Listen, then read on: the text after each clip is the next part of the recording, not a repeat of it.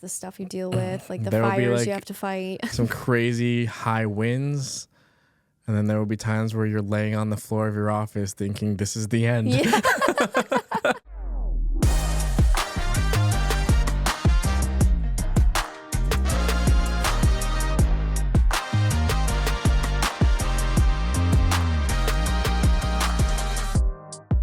Welcome back to another episode of the Humble Hustle podcast. We are your hosts, Nick and Kayla. Hello, hello. And I guess we will just kind of jump right into this one as well. We're just kind of moving here. What is today's topic? Today we're going to talk about what no one told us about running a creative business. And there's a lot to talk about, so we're going to get into it. I know we have a lot of listeners who are kind of freelancing right now and are doing this maybe on the side with another job. Yeah, or like just starting their journeys here. Yeah. So we've thought Quit this would while be... you can. Hey, clip that for Instagram. So we just wanted to share some stuff that we've learned and hopefully give some advice or at least a little heads up of what you are getting yourself into. Fair warning. Fair warning. Caution. Do you want to go first? Okay. So a few bullet points here. The first one I have is most of the job isn't shooting. You're going to be using your camera all day, every day, like you might want to. You're going to be doing a lot of emailing, planning, pricing things out, sitting at your computer, scheduling, revising, problem solving, figuring out logistics. It is honestly mostly sitting at your computer. Yeah, that is a harsh reality. That is something I did not expect. And I actually ended up buying a standing desk because I was sitting so much that it was actually weakening my hip flexors. I forgot that my desk even does that, but literally yesterday I was like, oh yeah, wait, I should probably stand. I just rot in my computer all day. That was me yesterday. I'm like, I should probably stand up. No, it's true. It's true. There's a lot of stuff on the back end that you don't realize you have to do. It's a lot of seat time. Also, traveling.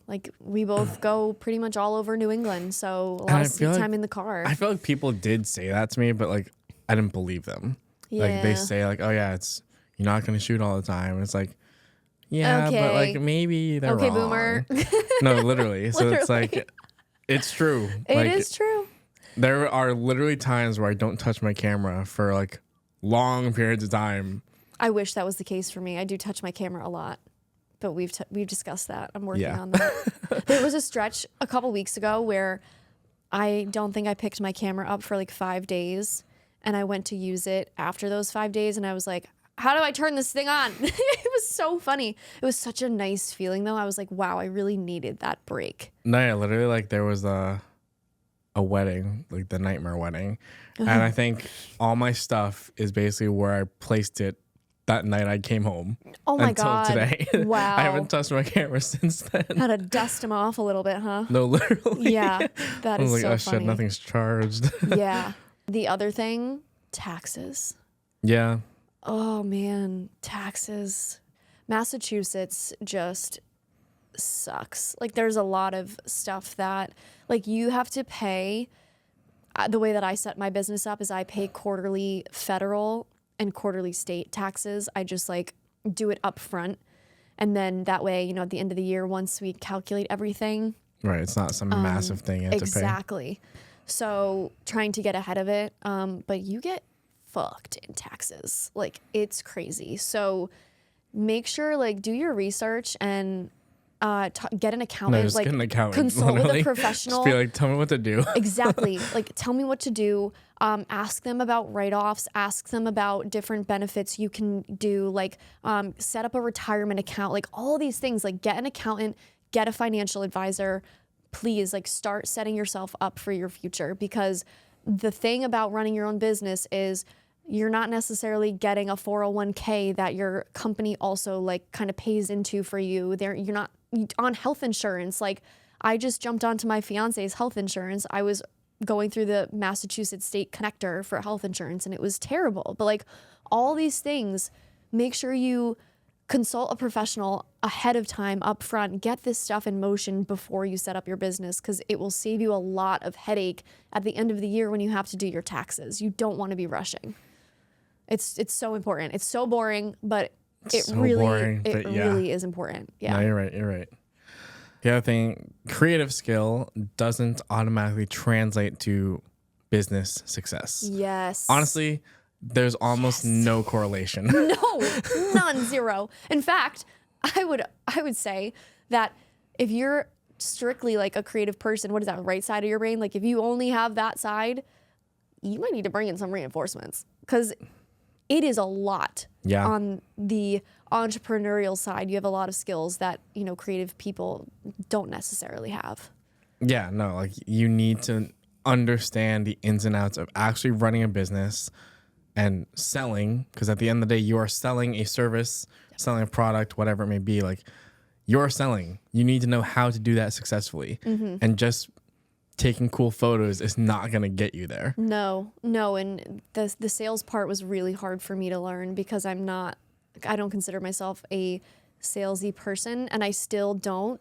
But the good thing is that there are a lot of different ways that you can approach the sales part of it. And I think my approach has just been, and I'm still refining this, like how to kind of like sell yourself, because it's not exactly the easiest service to sell. Like we're not plumbers, we're not like necessities in most people's eyes, but how do you make businesses and brands kind of put you into that category of, yes, this is a necessity. I do need this for my business. And that's really hard sometimes. Yeah, I mean, that goes along with the kind of problem solving we talked about. But even like within that, what I'm experiencing now is like within the difficulties of just simply selling, these creative services, there are things within that are even harder to sell. Like, for example, our friends who do like the paid ads.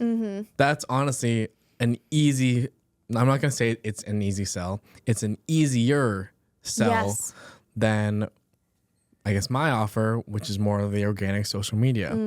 With the paid ads, there is definitely more of a direct result and direct numbers that you can look at to prove to the client that you are actually helping them, getting them leads, getting them whatever. Yes. With other things like organic social, there's no direct line of proof that, shows to them like it's a true like return on investment and it's going to help them. So especially selling things like that is not easy. Yeah, it's huge. And it also, with the organic content, it does take time to see results. Like over time with one of my clients, my HVAC client, we started to see people, like their customers say, wow, you guys are really like killing it on LinkedIn. We love seeing your posts. And that's when we were like, okay, this is working. Right. But you're right. There's no numbers. I mean, aside from like followers and getting more likes and getting more engagement. Sure, the likes and stuff, but you can't prove that you've gotten like X Sales. amount of business from this stuff. Yeah, it's really challenging. And I'm still trying to learn how to like position myself properly. It's really hard. But there are ways, obviously, so it's not like, the shiny object syndrome. Don't all just go in the paid ads direction. Right. There's definitely other ways to do this. And we're the proof. Yeah, and people are finally starting to see the value of video. I mean, I'm still trying to convince people that like you need to be doing something like the stock photos and just like the constant text in the graphics. I'm like, you guys need to do something else. This is not going to show people who you are and what you do. It's just not going to translate. But people are definitely starting to come around to it more, which is good. Yeah, I feel like I do less. I don't really convince these days. Yeah. I feel like most people that come are at least aware if they need to change. Yeah, and they're seeing the value and they appreciate the value more. It's easier than it was before. Yeah. What else? Oh yeah, this is a big one for me, is setting boundaries. This was really hard for me, especially in the beginning, and this kind of goes along with being able to say no. As what kind of boundaries are you talking about? I think the hardest thing for me was working with friends or friends of friends or family or people, who knew me that connected me with others. in the beginning, I was working with a lot of small businesses or, just individuals in general. And everybody kind of wants a discount. And I feel like that's really relatable because I feel like when you start out, a lot of your first clients might just be your friends and friends of friends. So yeah. Yep. And the really important thing to remember here is that people who know you should want to pay you what you're worth. Like, that's the thing. And there is a time and a place to give discounts. We kind of talked about that in our pricing episode. But the people who are trying to support you and help you grow your business, they should want to pay you your full value. So I guess just like the setting boundaries thing, just try to say within yourself, like, I am worth this amount. Like, I do not need to bring my pricing down for this person. This is my price. I'm not going to negotiate. And you have to just stand your ground and know your worth. And that's hard sometimes. Yeah. No, it definitely can be. Yeah. I guess kind of going along this route, like the loneliness. Ugh. So it can be a lonely journey for sure. I mean, we touched on this in previous episodes too, but like there's so many times, I mean, pretty much every day, I'm in this room by myself for hours, and it can be mentally draining. Yeah, definitely. And you can, I talk to my fiance about it a lot and I can vent to him and everything, but he doesn't like get it, right? Which is really hard. So like, we talk to each other all the time about like some stuff that we're going through. And highly recommend building yourself a little creative community if you can. Yeah. Which again, we've said this too, like we take it for granted because I feel like most people don't have what we have. Right. Yeah. And just being able to have someone to hash things out with, someone who understands and knows what you're going through. And you can kind of like bounce ideas off of and get advice from is really helpful. So helpful. And having a mentor, like my biggest mentor is Jeff Sullivan, who owns Continuum Performance Center in East Longmeadow. Like, he is always there. I'm actually going to set up a meeting with him soon because he's like going to help me with some of my business stuff. But like having mentors and people you can like talk to about all of this is really, really helpful. Yeah. From an advice standpoint, but also just from that loneliness standpoint, because it does get very, very lonely. Yeah. Because I mean, as you said, like the non-creative people, you can talk to them as much as you want, but they aren't going, and they can, have empathy for you, but they're not going to truly understand what you're going through. Only other creative people who are doing what you do will truly understand. So it's literally group therapy. It is. It totally is.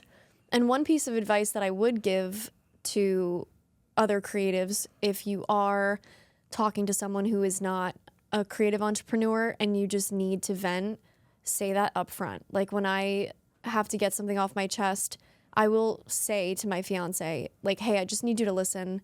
I'm not necessarily looking for advice. I just need to vent. And that's important, because then if you don't say that and they give you some advice that you don't want to hear, or you're not looking, like, I just need you to validate me right now. Can you just like commiserate with me for a second? Like, so be upfront about what you need when you're talking to the people in your life who love you, because their initial instinct is going to be to give some sort of advice, and you're not always going to be looking for that. You're so right. So right. You just communicate that. Or else you're just gonna get mad about it. Right?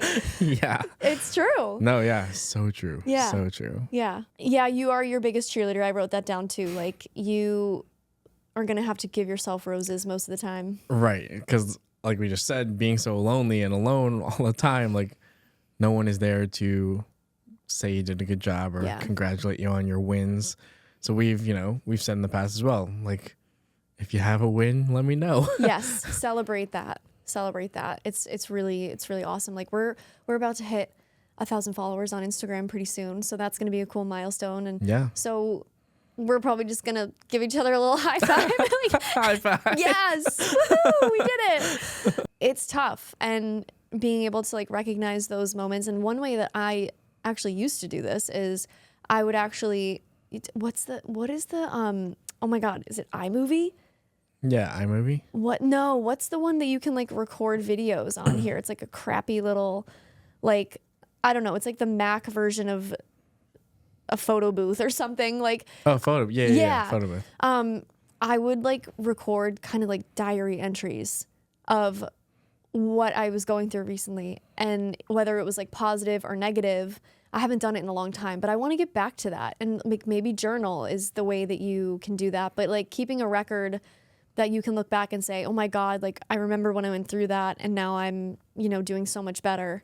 That's fun too. I never did videos, but I used to do voice memos. That's a good one too. So because like you said, you just need to like get it out sometimes, just talk. And if you don't have anyone, just record it and treat that like you're talking to someone. So exactly. Like, I probably have many voice recordings from the past like 5-6 years that are just deep in my phone. Yep. No one ever needs to see it. It's just for you to no kind one will ever see it. Look back on and reflect. Laugh. Yeah. Yep. Last one for me, kind of a positive. I didn't realize how much being a creative entrepreneur would change me as a person in the best way possible. Right. I am more disciplined than ever. I've learned so many valuable problem-solving skills. I'm a much better communicator. So owning a business has really helped me just become a better, more resilient person in general. And I guess I didn't realize how much it would change me as a person. That's so true. Like, and I feel like there's no way to know that. Mm-hmm. But like, I'm thinking myself, the communication thing is probably the biggest thing for me. All throughout school, middle school, high school, whatever, like I was always the quiet kid. I would like never raise my hand unless they forced me to. I didn't love public speaking, like, doing those stupid school presentation stuff. Hated it, could do it, but like didn't like it. Now, I feel like I would like love to hop on stage and talk in front of people about some little thing, like camera related stuff. Like I feel like that'd be fun. But like, I feel like the communication stuff that I've learned, both like how to manage, I guess, how to direct conversations, how to like really, because you kind of need to control the conversation in a way especially when you're selling. So there's so many little tricks and tips that, over the years you've learned on how to properly communicate, even as far as like body language. Like it's crazy the small things you've learned over the years. Yes, eye contact. Yeah. All that stuff. Yeah, I credit my college experience to kind of help break me out of my shell because I also was a shy kid in middle school and high school. I was always kind of like the misfit. I didn't really fit in anywhere with anyone. In college, especially taking all of the journalism courses that I did helped me become more comfortable talking and having conversations and just realizing that no matter who you're talking to, whether it's a politician, because we were doing a lot of interviews with politicians, or just someone you were interviewing for a story, they're just a person. So true. I've talked this. I'm thinking now. I once did a thing with the CEO of Bumble. Ooh, I just remember that. Really? She was probably like one of the biggest people I've talked to. Story time. When was this? It was like 2-3 years ago. I was like filling in for a friend who like couldn't make this like 3-day shoot. So me and Sean filled in. It was like at MIT. Oh, dang. And there was a bunch of other high ticket people there too, but the CEO of Bumble is the one person I remember. That's really cool. Yeah, and you just remember if you are talking to a CEO or someone high up in a company, treat them the same way that you would treat any, average literally person. Just talk. Like, like they're people too, and they can appreciate being spoken to like a normal human being because people are probably always kissing their ass all day long. Exactly. Like, treat them like a normal person. That's how they want to be treated most of the time. I mean, if they're egomaniacs, they probably want you to kiss their feet a little bit, but no, most people just want to be treated like a human being. Seriously. All right, I have 2 little last ones here. So the first one is the whole concept of like done is better than perfect, good enough is better than perfect. And I guess you can credit that to Peter McKinnon or Maddie Hipoy or whoever said that all those years ago. It kind of like, they said that and other people have said it to me, but as a perfectionist, it was hard for me to give that up. and it's taken like 5+ years to finally get there. But I feel like I'm there at this point. Like there's been many times where I'm like, you know what?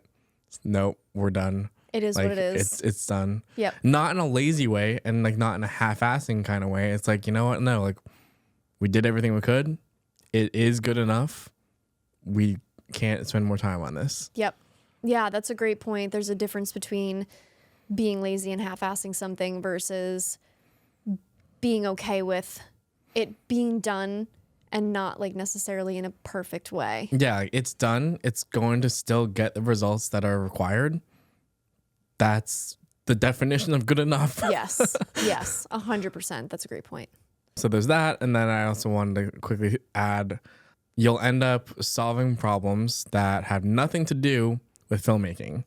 So like we said off the mic, like especially when I was doing more of like the lifestyle product shoots, there were so many pre-production and logistical planning things that I would have like never thought of. You need to figure out locations and like pricing for locations. And then there's even, say we were going to shoot in an Airbnb. There's also some Airbnbs that don't allow commercial photography in them. So you got to read the fine prints, make sure you're going to a place that actually allows what you're doing. If you're bringing in models, you need to communicate with them, make sure they know where to go, where to park, let them know how much parking is going to be or like reimburse them, whatever it may be. All that type of stuff. Like the most random things that you will probably not think of until it happens. Mm-hmm. Then it's like, oh crap, like this person needs like a clothing rack for all their clothes, or like, oh, like what if she forgets her like a hair tie, or like you got to just have all that on hand just in case. Snacks. Yes, always have I always bring snacks. waters and snacks for everyone on crew. I figured that out thankfully early on. Yeah. I don't understand people who will go and shoot all day and not plan a meal. I'm like, no, I need food. Like I don't function. People will always say like, oh my God, I forgot to eat. How? I don't function that way. If I am hungry and I'm like dehydrated or anything like that, under caffeinated, I will be a miserable human being. So no, I will always be planning meals, snacks, water. I feel all like the I get in things. the zone and then I'm too focused on what's in front of me. And I totally get that, but I will always be breaking for at least a granola bar or something. Yeah, I mean, I would always, pretty much every time I had shoots involved more people, I would bring like a case of waters for everybody. Yep. And make sure they're in the fridge or in a cooler or something. And then I would always have some little snacks. Yeah. No, logistics like that really do matter. And like you said, you don't always know until Like you're I planning. remember it was like, I guess more obvious on this day, but it was like a crazy hot day. And we were shooting an outdoor running scene. And like I was going to bring it no matter what, because I always do. But I was the only one that brought any water. Oh my God. And so I brought my little case of water in a cooler with ice. Mm-hmm. Like I literally stopped on the way to the location to get ice for the cooler. Yep. And everyone was thankful. And then they Yes. even started eating the ice. There you go. Because it was too hot. Oh my God. Yep. Those little things really matter. Yeah. Props too. Like figuring out what props to get and then where to get the props. It's like, can you just go to like the Dollar Tree and get some cheap thing? Do you have to order it on Amazon? Oh, and then it's like, oh, how quickly can Amazon ship it? It's a nightmare. Like Yeah. there's so many things. Yeah. Amazon's a godsend for like last minute stuff. Yeah, thankfully. Like, thank God for Amazon, honestly. And I know that Amazon's a little controversial, but we I know, do but at the end of the day, unfortunately like need it. you still everyone uses Everyone it. uses it, unless, I mean, if you don't, great. I don't know how you do it, but in our industry, I feel like it's clutch. It's like a necessity. Yeah. Like there's so many props here that I basically overnighted. There's like some shopping baskets right there that we just had to order black ones for this upcoming shoot. And it's like, okay, we had to do that really quickly. Yep. Because those weren't prime. So it was like, oh, we have to order it today for it to get here in time. Yeah. Oh my God. Because that's the thing, honestly, there's so many weird, unique props that aren't in Amazon Prime for some reason. And it's like, man, we need that specific one, but of course it's not Prime. It's Right. gonna take like 6 days to get here. Yep. And having backups for everything. Like if you like bring backup cleared cards. Always at least 2 of whatever you're doing. Right. Like I will never only have 1 of something. Yeah, and strictly for convenience too. Like not even obviously in case something breaks or malfunctions, but out of convenience, like having 2 carts or something, like one in your studio and one that you bring in the car with you to like carry stuff. Like convenience is a luxury, but that's convenient when you use it, but it can be inconvenient to like over prepare. Yeah. Like even like soft boxes, like I have like a bigger one that would be the primary one to use, but God forbid it like breaks or something. I have a smaller one in my car. Yep. That's sitting there taking up space in the car, but it's like on the off chance I need it, it's there. Yep. So true. The little things. Yeah. They matter. So many little things. That's all I got. Yeah, that's just kind of like a little list that we put together. I'm sure there's more that we're not thinking of, but moral of the story is have people you can talk to about this stuff. I was about to too. say, no one told us how sucky it is. It's a struggle. It's a struggle a lot of the time. And gosh, there will be those days where you're like, why am I doing this? But in the end, it's totally worth it. All of the little things that go wrong, the big things, the stuff you deal with, like the fires you have to fight. Some crazy high winds. And then there will be times where you're laying on the floor of your office thinking this is the end. Yeah. That's never happened to me before. Never. No, the mental breakdowns. Oh my God. Crazy. But yeah, if anyone ever, if you guys have any questions, just feel free to shoot us a message. We're always willing to like try to help out and give advice or opinions, or if you just need to vent, shoot us a message, comment, like we're here. Mm-hmm. We've been through a lot. We're both in what year are you in for your business? 3? I feel like technically I'm going to say like I started actually like professional work in 2019. Okay. Yeah. So we've, I'm going to be approaching year 4 officially of like incorporating the business. So we've learned a lot, and we still have a lot to learn, and there's challenges ahead that we have no idea what they're going to be, but you just got to go with the flow. That's the biggest thing. All right. Yeah. Well, thank you so much for listening and watching. If you're watching on YouTube, please subscribe and leave us a comment, like the video. And if you're listening on Spotify, please rate us 5 stars. Again, shoot us a comment, and let us know what you want to hear in a future episode. So thank you so much. Bye.